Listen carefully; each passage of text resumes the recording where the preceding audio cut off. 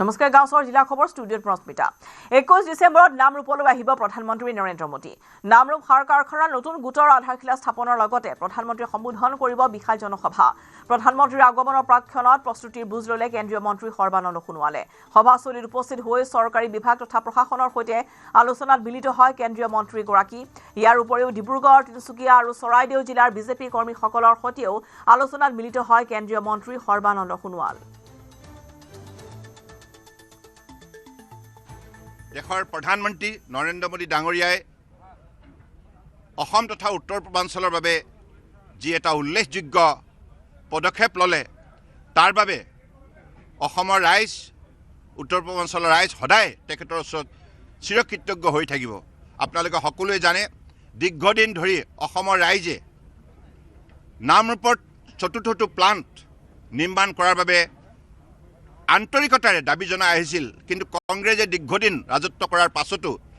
এই গুৰুত্বপূৰ্ণ দাবীটোক সম্পূৰ্ণৰূপে তেখেতসকলে অৱজ্ঞা কৰিলে গুৰুত্ব নিদিলে সেইকাৰণে দীৰ্ঘদিন শাসনত থাকিও তেখেতসকলে একো কৰিব নোৱাৰিলে কিন্তু মাননীয় প্ৰধানমন্ত্ৰী ডাঙৰীয়া নৰেন্দ্ৰ মোদী ডাঙৰীয়াই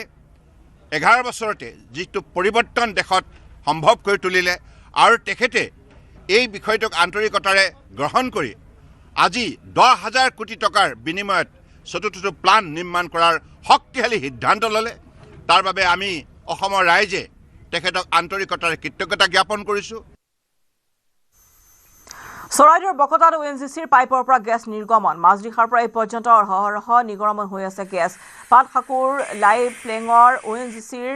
LP1 সাইটত এই ঘটনা ONGCৰ বিৰুদ্ধে ক্ষোভ আটাচু আৰু স্থানীয় ৰাইজৰ ঘটনাস্থলীত উপস্থিত হৈছে ONGCৰ লোক পূৰ্বে অঞ্চলটোত বহুবাৰ সংঘটিত হৈছে অগ্নিকাণ্ড এই সন্দৰ্ভত অভিযোগ দি অহা হৈছে যদিও ONGC কৰ্তৃপক্ষই কৰা নাই কোনো ধৰণৰ সমাধান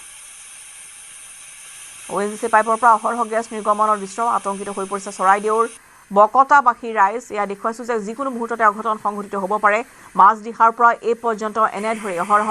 গেছ নিৰ্গত হৈ আছে আৰু আটাচু আৰু স্থানীয় ৰাইজে ONGCৰ বিৰুদ্ধে ক্ষোভ ব্যক্ত কৰিছে পাটখাকুৰ লাই প্লেঙৰ ONGCৰ LP1 সাইটত এই ঘটনা অহৰহ নিৰ্গমন হৈ আছে গেছ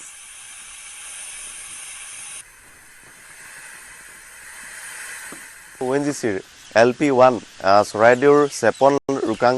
মাজমজিয়াত অৱস্থিত এই সাইটটোত আজি মাজনিশাৰ পৰা অহৰহভাৱে গেছ নিৰ্গত হৈ আছে যাৰ ফলত আমাৰ স্থানীয় ৰাইজ শংকিত হৈ আছে ক্ষোভিত হৈ আছে আমি আটাচুৰ বিষয়ববীয়াসকল আৰু স্থানীয় সকলো বিষয়ববীয়া ইয়াত স্থানীয় ৰাইজ ইয়াত সমবেত হৈছেহি আৰু সকলোৱে শংকা প্ৰকাশ কৰিছে কাৰণ বিগত সময়তো এই অঞ্চলটোৰ বিভিন্ন স্থানত অগ্নিকাণ্ড সংঘটিত হৈ আহিছে আৰু ৰাইজ শংকাত ভুগি আহিছে এতিয়া কথা হ'ল ONGCক বাৰম্বাৰ কোৱাৰ পাছতো এই বিষয়বিলাকৰ এটা স্থায়ী সমাধান তেওঁলোকে উলিয়াব পৰা নাই বৰঞ্চ এই অঞ্চলটোৰ উন্নয়নৰ লগতে বিভিন্ন ধৰণৰ কামবিলাক তেওঁলোকৰ পৰা স্থবিৰ হৈ পৰিছে বিশেষভাৱে আপুনি ৰাস্তা পদূলি যদি চাই ৰাস্তা পদূলিকেইটা বেয়া কৰাত 1 নম্বৰ কাম তেওঁলোকে কৰি আছে গতিকে সেইবিলাকতো আছেই বৰঞ্চ ৰাইজৰ জীৱনৰ লগত এনেধৰণে কিয় তেওঁলোকে হেতালি খেলিব খুজিছে এয়া আমাৰ প্ৰশ্ন যোৰহাট লোকসভা সমষ্টিৰ 4 জিলাত 21 পৰা 24 ডিচেম্বৰলৈ অনুষ্ঠিত হ'ব সাংসদ ক্ৰীড়া মহোৎসৱ লোকসভা সমষ্টিটোৰ 36টাকৈ মণ্ডলত একে সময়তে অনুষ্ঠিত হ'ব খেলসমূহ 21 ডিচেম্বৰৰ পুৱা 21.1 কিলোমিটাৰৰ মাজুলীত হাফ মাৰাথন অনুষ্ঠিত হ'ব পুৰুষ আৰু মহিলা বিজয়ীসকললৈ আগবঢ়োৱা হ'ব 50,000 টকাকৈ প্ৰাইজ মানি ইয়াৰ উপৰিও 10 কিলোমিটাৰ গ্ৰেট মাজুলী ৰান আৰু 5 কিলোমিটাৰৰ মাজুলী অপেন ৰান অনুষ্ঠিত হ'ব এথলেটিক্স আৰু ফুটবল খেলো হ'ব অনুষ্ঠানত যোৰহাটত সংবাদমেলযোগে এই কথা জনায় কেন্দ্ৰীয় মন্ত্ৰী পবিত্ৰ মাৰ্ঘেৰিটাই যোৰহাট লোকসভা সমষ্টিৰ সাংসদ হৈছে গৌৰৱ গগৈ কিন্তু গৌৰৱ গগৈ যোৰহাট সমষ্টিত সময় দিবৰ বাবে তেখেতৰ সময়ৰ অভাৱ আৰু তাৰ বাবে কেন্দ্ৰীয় মন্ত্ৰী তথা ৰাজ্যসভাৰ সাংসদ পবিত্ৰ মাৰ্ঘেৰিটা ডাঙৰীয়াই যোৰহাট লোকসভা সমষ্টিত সাংসদ ক্ৰীড়া মহোৎসৱ অনুষ্ঠিত কৰিবলৈ আগবাঢ়িছে এগৰাকী সাংসদ থকাৰ পিছতো আপুনি উদ্যোগ ল'ব লগা হৈছে সাংসদৰ কাম কেৱল ৰাজনৈতিক ভাষ্য দিয়া জিন্দাবাদ মুৰ্দাবাদ কোৱা এনেকৈ মাইক্ৰফোনৰ লগত কথা কোৱা কোনোবা সভা সমিতি ৰাইজে পাতি থৈছে তাত গৈ অতিথি হিচাপে ভাষণটো দি গামোচাখন পিন্ধি গুচি অহাই নহয় শিপাৰ সৈতে সংযুক্ত হৈ মানুহৰ মাজত থাকি কাম কৰিব লাগিব আমি এতিয়া সাংস্কৃতিক শৈক্ষিকভাৱে কিছুমান বা উন্নয়নমূলক কাম কৰি আহিছিলোঁ দেখিছোঁ যে ক্ৰীড়াৰ ক্ষেত্ৰতো নৰেন্দ্ৰ মোদীদেৱে যিদৰে বিচাৰে যে ক্ৰীড়াৰ ক্ষেত্ৰত নতুন প্ৰজন্ম বা প্ৰতিটো প্ৰজন্মই জড়িত হৈ পৰক খেলুৱৈ হ'বৰ বাবেই নহয় নিজকে এগৰাকী সুস্থ নাগৰিক হিচাপে গঢ়ি তুলিবৰ বাবে গতিকে প্ৰতিগৰাকী সাংসদে তেনেধৰণৰ অনুষ্ঠান পাতে কিন্তু যোৰহাট যোৰহাটত সাংসদগৰাকী দেখা পোৱা নাযায় যিহেতু কোনোবা এজনেতো পাতিব লাগিব সেইকাৰণে এতিয়া আমি এটা বৃহৎ আয়োজন কৰিছোঁ প্ৰথম কথা আমাৰ ৩৬টা মণ্ডলত 4খন জিলাৰ 10টা সমষ্টিত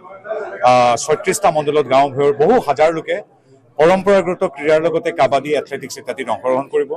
সেইটো হ'ব আমাৰ বিকেন্দ্ৰীকৃত বিভিন্ন গাঁৱে ভূঁয়ে সিঁচৰতি আমাৰ ক্ৰীড়া প্ৰতিভাক উলিয়াই অনাৰ এটা চেষ্টা যিদৰে খেল মহাৰণৰ জৰিয়তে ডক্টৰ হিমন্ত বিশ্ব শৰ্মা নেতৃত্বাধীন ৰাজ্য চৰকাৰে কৰিছিল এইটো আমি সাংসদ হিচাপে 10টা সমষ্টিত খেল কৰিম তাৰোপৰি কেইটামান আৰু খুব গুৰুত্বপূৰ্ণ কেন্দ্ৰীয় অনুষ্ঠান আছে প্ৰথমবাৰৰ বাবে এটা বৃহৎ আয়োজন আমি কৰিবলৈ গৈ আছোঁ মাজুলী ৰাইজৰ আশীৰ্বাদ আৰু সহযোগিতাৰে মাজুলী মাৰাথন য'ত আমাৰ হাফ মাৰাথন হ'ব তাত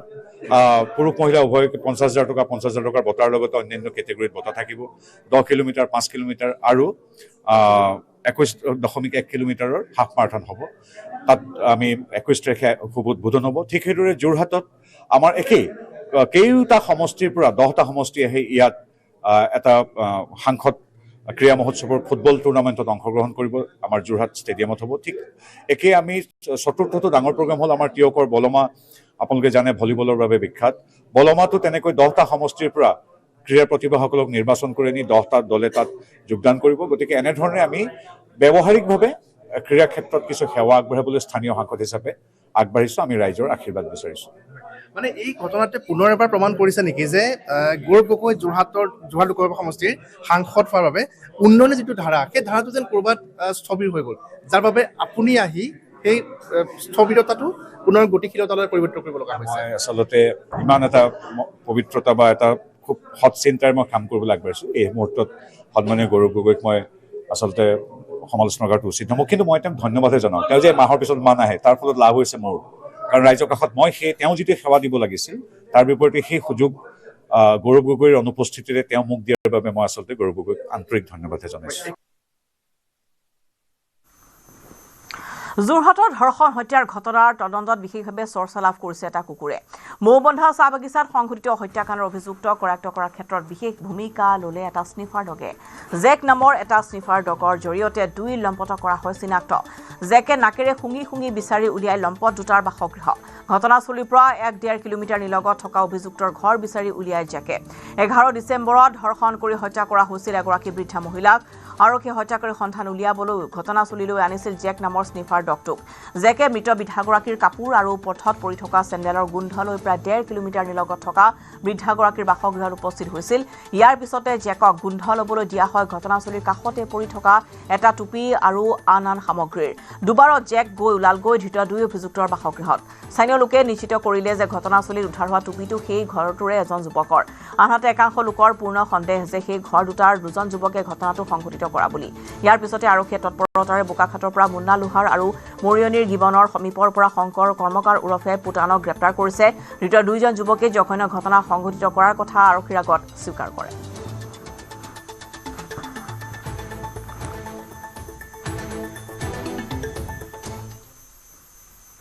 গুৱাহাটী শিলসাকু বিলপাৰ কেন্দ্ৰীয় সমিতিৰ ৰাজহুৱা সভা অনুষ্ঠিত বৰবাৰীৰ দুৰ্গা মন্দিৰ প্ৰাংগণত অনুষ্ঠিত সভাত শিলসাকু বিলপাৰ কেন্দ্ৰীয় সমিতিৰ অন্তৰ্ভুক্ত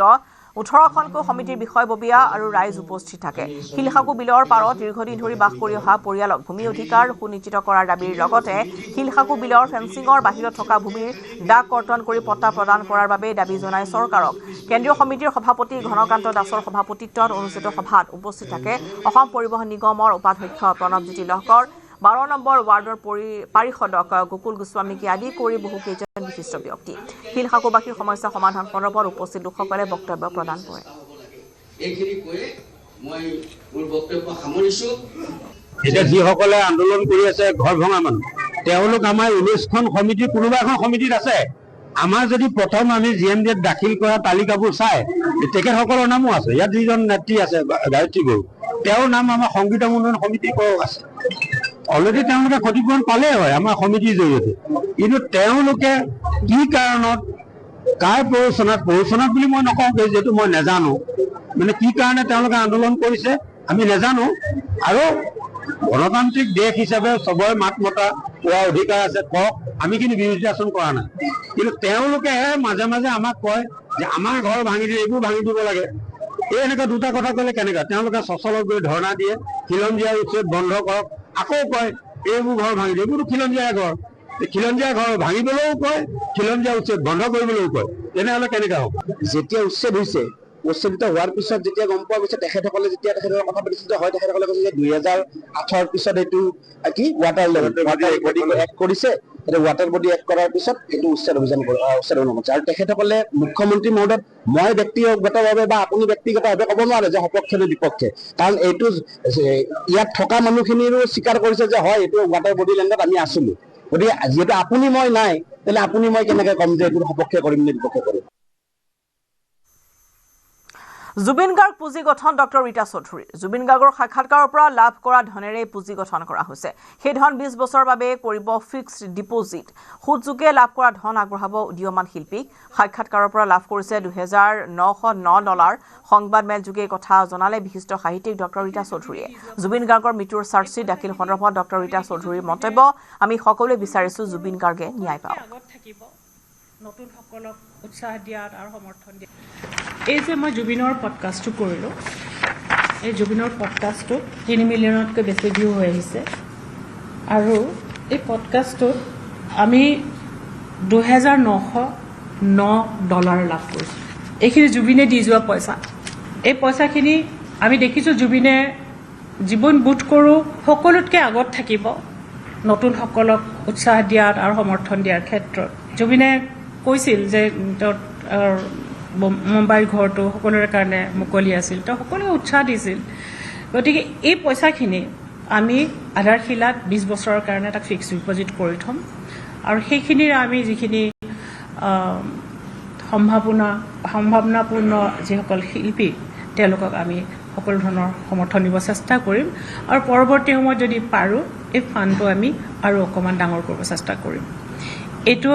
জুবিনক লৈ আমাৰ প্ৰথম পদক্ষেপ। সেইটো এটা লিগেল এটা প্ৰচেছ, ইতিমধ্যে ছাবজুডিষ্ট এটা ছাবজেক্ট। আৰু মই ভাবোঁ মোৰ যিটো কৰ্তব্য, মই যিখন মঞ্চৰ পৰা মই কাম কৰোঁ, মই এইখন মঞ্চৰ পৰাই কাম কৰোঁ। মই কলমেৰে কম যি ক'বলৈ আছে, আৰু মোৰ যিখিনি দায়িত্ব আছে সেইখিনি দায়িত্ব মই এনেকৈ পালন কৰি যাম। জুবিনক আমি এজন গায়ক হিচাপে অকল নহয়, আমাৰ সমাজৰ বাট দেখুৱাব পৰা, মূৰ তুলি চাব পৰা এজন নক্ষত্ৰ হিচাপে আমি তেওঁ এতিয়া সিঁচৰিত হৈ আছে, তেওঁক আমি নিৰ্মাণ কৰিম। আমি গোট খুৱাম, এইটো নহয় যে আমি নিৰ্মাণ কৰিম। তেওঁক আমি গোট খুৱাই যদি আমি সেইবোৰ তৰাৰ ধূলি বুলি কওঁ, তেওঁৰ সকলো কৰ্ম তৰাৰ ধূলিখিনি গোট খুৱাই আমি এটা তৰা নিৰ্মাণ কৰিম। মোৰ দায়িত্ব সেইটো। নুমলীগড় বকিয়াল চাহ বাগিচাৰ ফেক্টৰীত এক অঘটন। ফেক্টৰীৰ চিলিণ্ডাৰ বিস্ফোৰণত এজন শ্ৰমিক হৈছে আহত। আহত শ্ৰমিকজন হৈছে সন্তোষ পাটনায়ক। আহত শ্ৰমিকজনক গোলাঘাট চিভিললৈ প্ৰেৰণ কৰা হৈছে। পুনৰবাৰ জনাইছো, নুমলীগড়ৰ বকিয়াল চাহ বাগিচাত ফেক্টৰীত এক অঘটন সংঘটিত হৈছে। ফেক্টৰীৰ চিলিণ্ডাৰ বিস্ফোৰণত এজন শ্ৰমিক হৈছে আহত। আহত শ্ৰমিকজন হৈছে সন্তোষ পাটনায়ক। আহত শ্ৰমিকজনক গোলাঘাট চিভিললৈ প্ৰেৰণ কৰা হৈছে।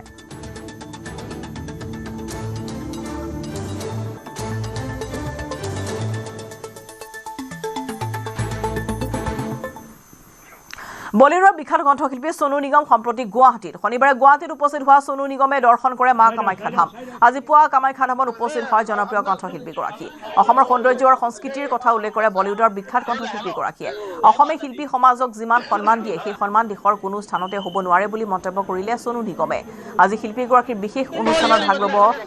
বিয়লিৰ ভাগলৈ। তাৰ পূৰ্বে মা কামাখ্যা দৰ্শন কৰে। আৰু প্ৰায়ে দেখিবলৈ পোৱা যায় যে যিসকল অতিথি অসমলৈ আহে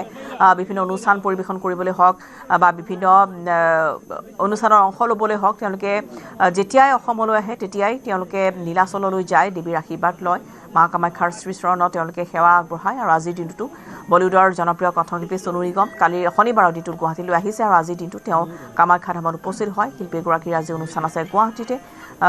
য'ত তেওঁ অনুষ্ঠানৰ পূৰ্বে এনেদৰে মা কামাখ্যাৰ আশীৰ্বাদ লোৱা পৰিলক্ষিত হৈছে।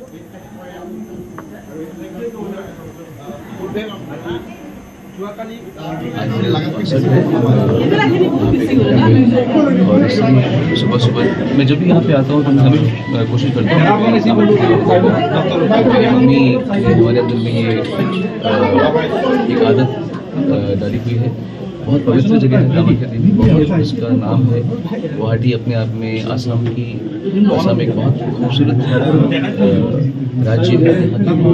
संगीत प्रेमी हैं, रसिक हैं, कलाकार हैं, कला प्रेमी हैं। तो यहाँ पर आके मुझे बहुत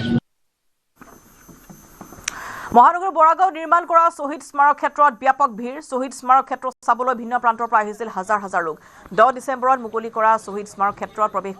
আছিল বিনামূলীয়া জোতা চেণ্ডেল খুলি প্ৰৱেশ কৰিব লাগিব শহীদ স্মাৰক ক্ষেত্ৰত গতিকে যিসকলে ভিতৰলৈ যাব পাৰিব তেওঁলোকে জোতা চেণ্ডেল বাহিৰত খোলাৰ ব্যৱস্থা আছে 10 ডিচেম্বৰত মুকলি কৰা হৈছে শহীদ স্মাৰক আৰু অসমৰ আসলতে দেখিবলৈ পোৱা গৈছে যে পৰ্যটনৰ ক্ষেত্ৰত আন এক মাত্ৰা প্ৰদান কৰিছে এই শহীদ স্মাৰকে আৰু আজি দিনটো এই দৃশ্য দেখুৱাইছো যেটো আজি ৰবিবাৰ বন্ধৰ দিন গতিকে সকলোৱে নিজৰ বন্ধুবৰ্গ নিজৰ কণ শিশুক লগত লৈ নিজৰ আত্মীয় স্বজনক লৈ পৰিয়ালবৰ্গক লৈ এনেদৰে শহীদ স্মাৰক ইতিমধ্যেই তেওঁলোকে দৰ্শন কৰিবলৈ ওলাই আহিছে বা তাতে তেওঁলোকে ওলাই গৈছে কিছু সময় বিশ্ৰাম ল'বলৈ বা তেনেধৰণে চাবলৈ যে শহীদসকলৰ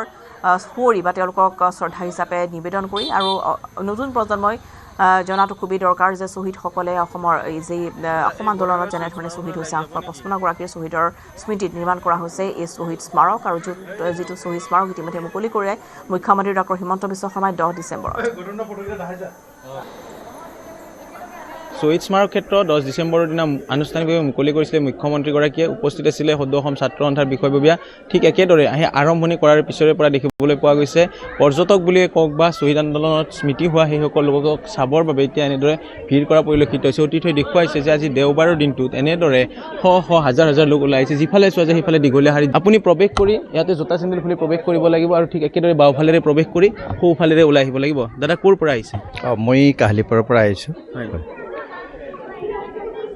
মই এতিয়া এইখিনি ভিতৰখনি এইখিনিহে চালোঁ এতিয়া যিবিলাক মানে মূৰ্তি মানে শ্বহীদবিলাকৰ স্থাপন কৰিছে বৰ ধুনীয়া হৈছে খুব ভাল লগা হৈছে মানে আৰু কিছুমান আধৰুৱা হৈ আছে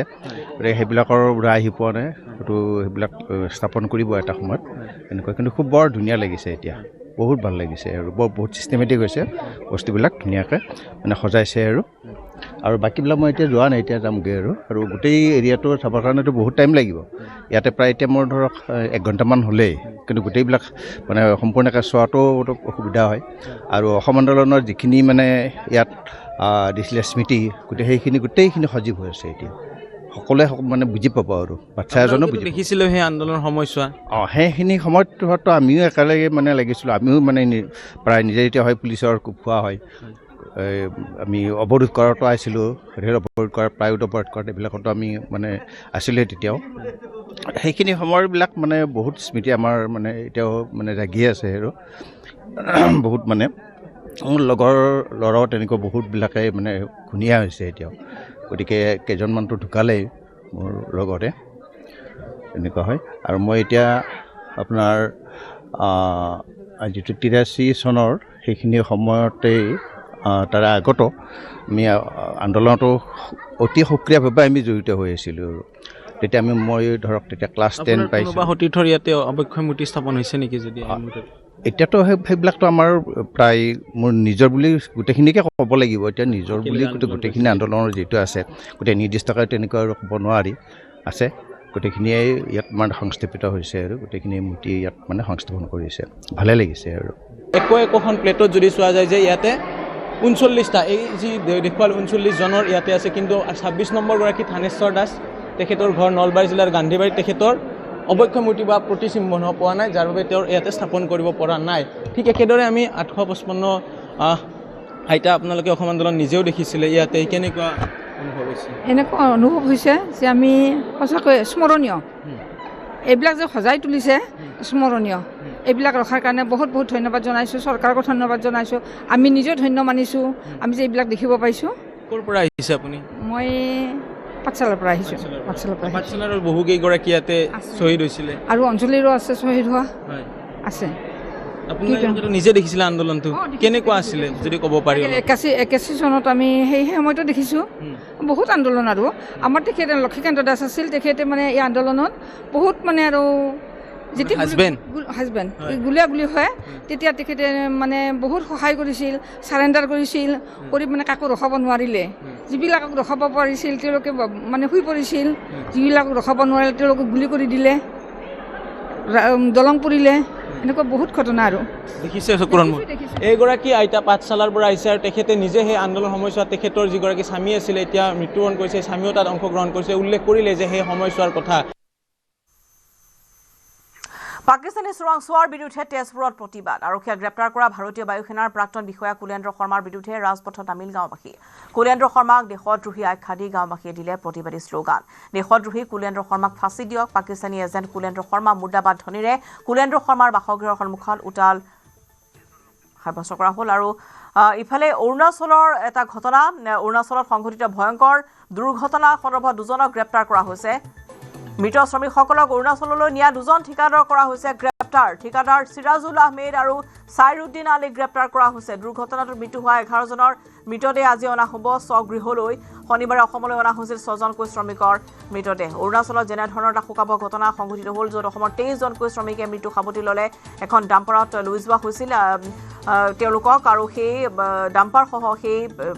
শ্ৰমিকসকল 100 ফুট তলত খাৱৈত সৰি পৰে যাৰ ফলত এই মৰ্মান্তিক এটা ঘটনা সংঘটিত হ'ল আৰু মৃত শ্ৰমিকসকলক অৰুণাচললৈ নিয়া দুজন ঠিকাদাৰক গ্ৰেপ্তাৰ কৰা হৈছে সিৰাজুল আহমেদ আৰু সাইৰুদ্দিন আলীক গ্ৰেপ্তাৰ কৰা হৈছে সমগ্ৰ বিষয়টো যেটো অসম চৰকাৰে যথেষ্ট গুৰুত্ব সহকাৰে লৈছে অৰুণাচল আৰক্ষীৰ বা অৰুণাচল চৰকাৰ সহযোগিতাত ইতিমধ্যে উদ্ধাৰ অভিযান অব্যাহত আছে য'ৰ পৰা বহু ভিতৰত যেটো দুৰ্গম অঞ্চল আছিল গতিকে সেই দুৰ্গম স্থানত এনেধৰণে এই শ্ৰমিকসকলক নিয়াৰ ক্ষেত্ৰত কেনেধৰণৰ কোনে অনুমতি প্ৰদান কৰিছিল উপাসনা আছে ফোন লাইনত উপাসনা দুগৰাকী ঠিকাদাৰক গ্ৰেপ্তাৰ কৰা হৈছে অৰুণাচলৰ এই ঘটনাক বৰ্তমানলৈকে কিমান জনৰ মৃতদেহ উদ্ধাৰ কৰা হৈছে আৰু কিমান জনক লৈ অনা হৈছে স্বগৃহলৈ হয় ৰশ্মিতা নিশ্চয়কৈ যেহেতু এই ঘটনাৰ লগত সংগ্ৰান্তত জড়িত আছে দুজনকৈ ঠিকাদাৰ যি সাইৰুদ্দিন আলী আৰু সিৰাজুল আহমেদক ইতিমধ্যে গ্ৰেপ্তাৰ কৰা হৈছে আৰু বৰ্তমান আসলে তদন্ত চলাই থকা হৈছে যে তেওঁলোকে আসলে এই শ্ৰমিকসকলক যে প্ৰায় 21 জনকৈ শ্ৰমিক ইতিমধ্যে যে লৈ যে তেওঁলোকে গৈছিলে কিন্তু তেওঁলোকৰ ওচৰত কোনো পাৰমিশ্যন নাছিলে কেনেদৰে কোনো অধিপত্ৰ নোহোৱাকে আসলে লৈ যাব পাৰে সেয়া লৈ কিনে কিন্তু ওপৰত তদন্ত বৰ্তমান এতিয়া তিনিচুকীয়া আৰক্ষীৰ চলি আছে লগতে ৰশ্মিতা এটা কথা ক'ব লাগিব যিহেতু প্ৰায় 21 জন শ্ৰমিকক ইতিমধ্যে যি উদ্ধাৰ অভিযান চলি আছিলে সেয়া প্ৰায় সম্পূৰ্ণ হৈছে প্ৰায় সকলোকে ইতিমধ্যে উদ্ধাৰ কৰিবলৈ সক্ষম হৈছে অৰুণাচল চৰকাৰৰ সহযোগত যিটো অসম চৰকাৰৰ যথেষ্টখিনি গুৰুত্ব দি আচলতে আৰক্ষী লোকসকল লগতে আৰ্মি তাত যিটো উপস্থিত আছে লগতে NDRF বাহিনী সকলোৱে সহযোগিতা আচলতে প্ৰতিটো বডি ইতিমধ্যে উদ্ধাৰ কৰা হৈছে লগতে যিসমূহ মৃতদেহ আছে যোৱা কালি যিহেতু তিনিচুকীয়াৰ গেলাপুখুৰীৰ যি বাসগৃহত বাসগৃহত যিহেতু 6টাকৈ মৃতদেহ লৈ অহা হৈছিলে আৰু ৰাজহুৱাকৈ শ্ৰদ্ধাঞ্জলি দিয়া হয় গাঁৱৰ যি পৰিয়াল লোক উপস্থিত থাকে লগতে গাঁৱৰ ৰাইজ উপস্থিত আছে সকলো উপস্থিতিৰ মাজত আৰক্ষী তৎপৰতা নিৰাপত্তাৰ মাজত এই কামখিনি সম্পূৰ্ণ কৰা হয় জিলা প্ৰশাসনে যথেষ্ট সহকাৰী হিচাপে লৈছে আৰু আজিৰ ভাগত যিহেতু ৰশ্মিতা জানিব পৰা যায় যে 11টাকৈ মৃতদেহ ইতিমধ্যে নিজৰ স্বগৃহলৈ লৈ অহা হ'ব তাৰেই গেলাপুখুৰীত যিহেতু 9 জনক লৈ অহা হ'ব এই গেলাপুখুৰীত 9 জনৰ ঘৰ তাৰে এজন হৈছে আন এজন হৈছে তিনিচুকীয়াৰ নেমুগুৰিত লৈ যোৱা হ'ব আৰু এজন যি মৃতদেহ আৰু এজনৰ তেওঁক লৈ যোৱা হ'ব আচলতে তেওঁৰ ঘৰ যিটো বিহাৰ আৰু তেখেতক লৈ যোৱা হ'ব তিনিচুকীয়া নপুখুৰীত লৈ যোৱা হ'ব তাৰ পিছত অন্তিম সংস্কাৰৰ যি কাৰ্যসূচী সেয়া আগবঢ়োৱা হ'ব জানিব পৰা গৈছে যে যিটো আজিৰ পৰা 11টাকৈ বডি ইতিমধ্যে আহি পাব কিন্তু পলম হ'ব যিহেতু এতিয়ালৈকে অৰুণাচলৰ নামচাইত যিহেতু কিছু 15-20 মিনিটৰ ভিতৰত হয়তো আহি পাব তাৰ পিছত তিনিচুকীয়া আহোঁতে কমেও 2 ঘণ্টা 2.5 ঘণ্টা এটা সময়ছোৱা লাগিব হয়তো 6 বজালৈকে আহি নিজৰ স্বগৃহত লৈ অনা হ'ব বুলি ইতিমধ্যে প্ৰশাসনৰ ফালৰ পৰা এটা জনোৱা হৈছে ইতিমধ্যে সেই হিচাপে সকলো তৈয়াৰী ইয়াত কৰা হৈছে হস্পিটেল যেহেতু পৰিয়ালৰ লোক উপস্থিত আছে লগতে আৰক্ষীৰ কটকটীয়া নিৰাপত্তা ইয়াত দিয়া হৈছে আৰু মেডিকেল টিম ইয়াত সাজু কৰি ৰখা হৈছে যেহেতু কেইবাজনো পৰিয়ালৰ লোকৰ যোৱাকালি যিটো 6 জনকৈ মৃতদেহ যি আহিছিলে তেওঁলোকৰ পৰিয়ালৰ কেইবাজনো লোকৰ স্বাস্থ্যৰ যিটো অৱনতি ঘটিছে তেওঁলোকক ততাতৈয়াকৈ মেডিকেল লৈ যোৱা হৈছে যাৰ বাবে আজি যদি কোনো আৰম্ভিক ঘটনা যদি এনেকুৱা সংঘটিত নহয় তাৰ বাবে কিন্তু মেডিকেল টিম সাজু আছে লগতে চিভিল ডিফেন্স সাজু আছে লগতে আৰক্ষী লোকসকল সাজু আছে জিলা প্ৰশাসনে খুব প্ৰতিটো প্ৰক্ৰিয়া তেওঁলোকে খুব সুন্দৰভাৱে আগবঢ়াই লৈ গৈছে আৰু দেখা পোৱা গৈছে প্ৰতিটো দিশ তেওঁলোকে বৰ্তমান চোৱা চিতা কৰা হৈছে ৰশ্মিতা নিশ্চয়কৈ আৰু দুজনকৈ ঠিকাদাৰক যিহেতু গ্ৰেপ্তাৰ কৰা হ'লে কোনটো প্ৰতিষ্ঠানৰ বাবে বা কিহৰ বাবে লৈ যোৱা হৈছে শ্ৰমিকসকলক সেই সন্দৰ্ভত কিবা জানিব পৰা গৈছে আৰু শ্ৰমিকসকলে যিটো উচিত ক্ষতিপূৰণৰ দাবী উত্থাপন কৰিছে গতিকে সেই প্ৰতিষ্ঠানৰ কোনো লোক বৰ্তমান শ্ৰমিকসকলৰ পৰিয়ালবৰ্গক সাক্ষাৎ কৰিছেনে ৰশ্মিতা জানিব পৰা মতে যে ঠিকাদাৰ এই দুজন যিগৰাকী ঠিকাদাৰে শ্ৰমিকসকলক লৈ গৈছিল তেওঁলোকে কিন্তু কোনো নথিপত্ৰ নোহোৱাকৈ আচলতে লৈ গৈছিলে অৰুণাচলত এটা ঢালাই কামৰ বাবে লৈ যোৱা হৈছিল বুলি বৰ্তমান জানিব পৰা গৈছে কিন্তু অৰুণাচলৰ য'ত ঢালাই কামৰ বাবে লৈ যোৱা হৈছিলে আচলতে ৰশ্মিতাত সেই তাত সেই প্ৰতিষ্ঠানৰ কিন্তু এতিয়ালৈকে কোনো ধৰণৰ কোনো লোক বা প্ৰতিষ্ঠানৰ কোনো ব্যক্তিক কিন্তু এতিয়ালৈকে বৰ্তমান পৰিয়ালৰ কাষলৈ আহা দেখা যোৱা নাই কিন্তু চৰকাৰৰ পৰা যি তেওঁলোকক আচলতে যি সাহায্য পুঁজি দিয়া হৈছে সেয়াই তেওঁলোকৰ ওচৰত দিয়া হৈছে কিন্তু অৰুণাচলৰ পৰা কোনো ধৰণৰ লোক এতিয়ালৈকে বৰ্তমান কিন্তু অহা নাই ৰশ্মিতা ধন্যবাদ উপাসনা আৰু ইয়াৰ লগতে গাঁও চহৰ জিলাৰ খবৰ পাই এতিয়া বিদায় লৈছো নমস্কাৰ